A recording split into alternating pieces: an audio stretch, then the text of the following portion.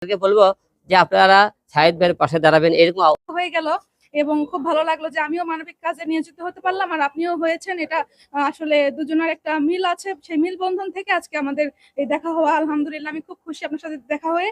এখন আপনি হচ্ছে দর্শকদের উদ্দেশ্যে কিছু মেসেজ দেন যে তারা কিভাবে এগিয়ে আসতে পারে আমাদের এই মানবিক কাজে আর কি।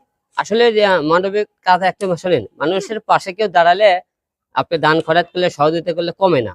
যে আপনাদেরকে বলবো যে আপনারা একজন মানুষ মানুষের জন্য, যে আমরা পৃথিবী থেকে যখন মারা যাবো একটা সাদা কাপড় ছাড়া কিছু নিয়ে যেতে পারবো, কাপড় ছাড়া কিছু নিয়ে যেতে পারবো না। তাই আপনাদেরকে বলবো যে আপনারা শাহিদ ভাইয়ের পাশে দাঁড়াবেন। এরকম অদর্শ শাহিদ বাংলাদেশে আনাতে কোনো মনে করেন অস্ত্র অভাবে তারা চিকিৎসা মারা যাইতেছে, তাদের পরিবার ধ্বংস। আপনারা যার যার যা আছে সমর্থন দেওয়ার মতো তাদেরকে বলবো আপনারা হলে মনে করেন আপনারা সবাই তাকে একটু সহযোগিতা করবেন এবং আপনারা তাকে মনে করেন বাসার সুযোগ করে দেবেন। তার 3টি বাচ্চা, এই বাচ্চা এবং তার মনে করেন